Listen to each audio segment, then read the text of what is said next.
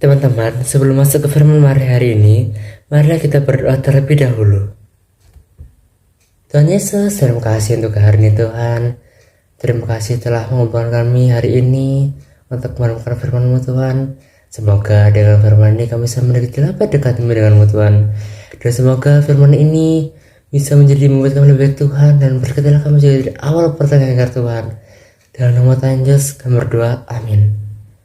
Nah teman-teman, sebelum kita masuk ke firman forgive and forget, marilah kita membaca firman, yaitu Yesaya 43 ayat 25 yang berbunyi, Akulah dia yang menghapus dosa dan pemberontakanmu, oleh karena aku sendiri, dan aku tidak mengingat dosamu. Teman-teman, di firman ini Tuhan mengajarkan kita, bila kita maafkan orang lain, kita juga harus juga melupakan kesalahan orang lain juga, orang itu. Tapi biasanya di realistisnya, maafkan aja susah, apalagi melupakan kesalahan orang itu. Apalagi bila itu dilakukan oleh orang terdekat kita. Biasanya kita ngomongnya itu sudah maafkan kesalahan orang itu, tapi di beberapa kesempatan kita akan mengungkit kembali kesalahan orang itu, dan kita akan baper dengan masalah itu, yang padahal dia minta maaf. Duh, emang susah ya. Kayak apalagi kayak tadi aku ngomongin tadi, yang dilakukan oleh teman dekat kita, apalagi kayak orang terdekat kita, orang yang kita percaya banget, yang care sama kita, tapi dia malah nyakitin kita. Itu berat banget. Kenapa lebih susah ngelupain kesalahan orang yang lebih dekat dengan kita daripada orang yang kenal biasa atau baru kenal dengan kita? Seperti contoh sahabat, teman dekat, orang kepercayaan, orang tua. Seorang manusia kita sudah terikat oleh dia. Perbuatannya itu sudah bukan lagi kesalahan buatan buat kita, malah itu menjadi pengkhianatan buat kita. Kayak, kamu tuh aku sudah percayai untuk ini, tapi kenapa kamu lakukan ini? Kamu kenapa mengkhianati aku? Nah, itu emosi kita akan berkecamuk dan berombak-ombak, dan akan terjadi drama. Nah teman-teman, Tuhan aja kalau mengampuni, itu tuh dia tuh bakal ngelupain kesalahan orang lain. Bahkan terhadap orang Israel yang umat pilihannya tuh beberapa kali bahkan berkali-kali makan dosa, bahkan Tuhan memberi kesempatan untuk bertobat, dan juga memberikan gak mungkin kesalahan orang Israel tersebut, atau enggak pelanggaran mereka lakukan. Dia sama memberi kesempatan untuk bertobat tanpa sedikit pun menghitung dosa yang lalu-lalu. Walaupun terhadap kita, Tuhan membangkitkan mungkin dosa kita yang sudah tidak diampuni. Itu pun juga terhadap kita, Tuhan gak pernah mengungkit kesalahan kita bila kita berdoa bertobat. Malah bila kita berdoa bertobat, Tuhan akan mengampuni kesalahan itu tanpa menghitung hal itu.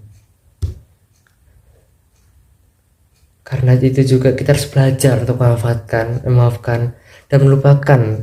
Belajar untuk mengampuni tanpa mengingat kesalahan orang lain, dan juga mengingat kesalahan tersebut.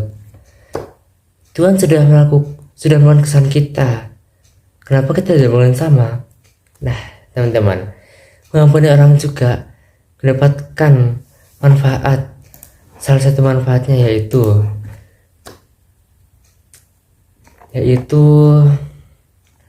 berdampak positif secara fisik, dan juga merasa lebih tenang dan damai.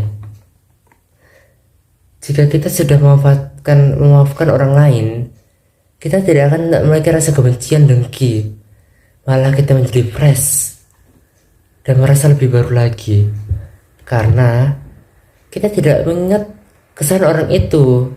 Dia itu tadi saya bilang, maafkan dan melupakan kesalahan orang itu, dan itu adalah salah satu dampaknya. Seperti contoh juga, ada kakak kelas saya dulu.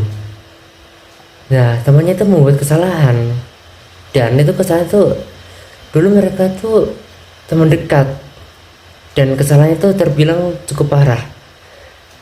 Nah, dia tuh sudah meminta maaf, tetapi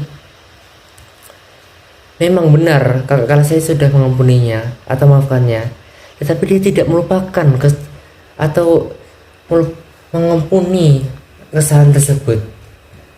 Nah, hal itu membekas masih di hatinya, terus membekas. Hal tersebut membuat kita jadi sedikit percuma untuk memaafkan orang tersebut, karena kita masih ada kebencian dari orang tersebut. Nah, dan itulah di ayat ini Tuhan mengajarkan kita betapa pentingnya memaafkan orang dan juga melupakan kesalahan orang tersebut. Nah, teman-teman, dari ayat ini kita belajar, kita bila memaafkan orang lain, kita juga harus melupakan kesalahan tersebut. Nah, di ayat ini saya berharap kita menjadi lebih baik lagi, dan juga kita dapat menjadi lebih baru untuk memaafkan orang lain. Teman-teman, semoga dengan firman ini kita memiliki sifat Kristus yang dapat mengampuni dan memaafkan kesalahan orang lain, dan juga melupakan kesalahan orang lain. Demikian dari firman ini, semoga firman dapat untuk kita semua. Teman-teman, mari kita berdoa. Tuhan Yesus, terima kasih untuk hari ini. Sekarang kami sudah mendengar firman Tuhan. Semoga firman dapat bermanfaat untuk kami Tuhan, dan juga berkatilah kami semua Tuhan, dan juga berkatilah orang yang ingin yang juga ingin melakukan orang lain, dan juga melakukan kesalahan Tuhan. Semoga dengan ini kami dapat memiliki sifat Kristus seperti Tuhan. Dalam nama Tuhan Yesus kami berdoa. Amin. Dahsyat dan perkasa